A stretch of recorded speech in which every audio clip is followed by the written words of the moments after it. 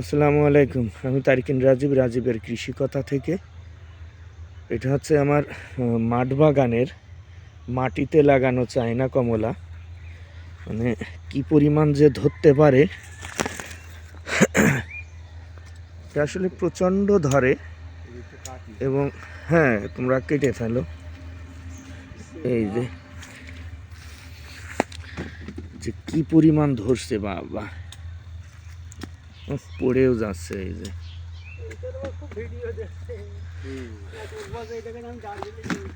এইটা এইটা আবার অনেকে বলছে ম্যান্ডারিন।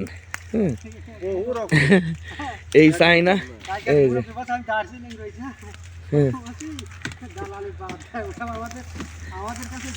এই যে সাইজে তো দারুণ সাইজ হয়েছে। হ্যাঁ, এই সাইজ হয়েছে কি সুন্দর। আসলে এটা অত্যন্ত ধরনশীল একটা জাত। এইবার বাংলাদেশে মনে হয় সর্বোচ্চ চাষকৃত সিট্রাসের মধ্যে এইটাই বেশি। মানে এত পরিমাণ চাষ হয়েছে। যখনই যে জিনিসটা বাজারে খুব বেশি উঠবে, তখনই সেই ফলটার দাম কমে যাবে। এই জন্য আমি অনেকেরই নিষেধ করছি যে এই ফলটা অন্তত আর লাগায়েন না। আর এর ভিতরে আসলে সবই তো বীজ। এটা আবার হয়ে গেছে ম্যান্ডারিন। বলছে যে না, এটা চায়না কমলা না। সেদিন একজন মানে চায়না কমলা নামেই তো এটা বাংলাদেশে ছড়িয়েছে বেশি। তা বলছে এটা চায়না কমলা না, এটা হচ্ছে ম্যান্ডারিন। আসলে যে যে নামে, বাংলাদেশে তো আসলে কোনো আইন নেই, যে যে নামে পারে এক জিনিস বিভিন্ন নামে দিচ্ছে। এই দেখেন, ওরে বাবা কি পরিমাণ ফল। ফলের ভারে গাছ নোয়ায়ে গেছে। আর এটা আসলে এই যে পুলিশ আসছিল, বলছে আকাশে যত তারা পুলিশের তত ধারা।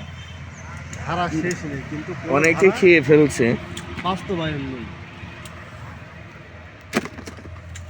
রস হচ্ছে না, এই যে কাটছে এক গাছে।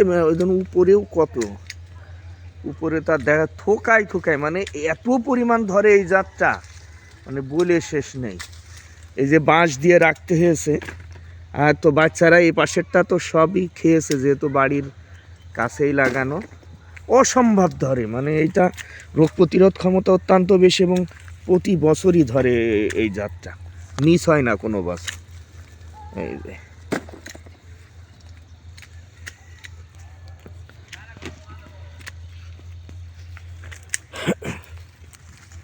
বাবা, মনে হচ্ছে তো ডাল ভেঙে যাবে বাক্কা। এটা পড়েও যাচ্ছে। এটা রোগ প্রতিরোধের ক্ষমতা হওয়ার কারণ আছে। কারণটা বলতে, এই জাতটার ভিতরে এটা আমার মনে হয় না যে এটা তোমার চাষের জন্য আসা বাংলাদেশে এসে। এর ভিতরে যে বীজ, এই বীজ থেকে মানে চারা যে তৈরি করে, ওই চারার থেকে অনেকে গ্রাফটিং করে।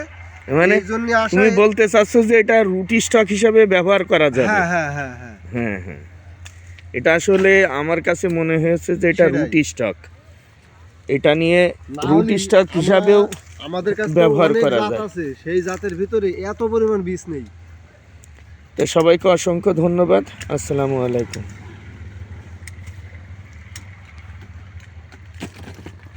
রোগ প্রতিরোধ ক্ষমতা শুধু ওই কারণে বেশি। ভাতলা ঘাসে দুবলো ঘাসের কি কোনো স্বাদ দেওয়া লাগে?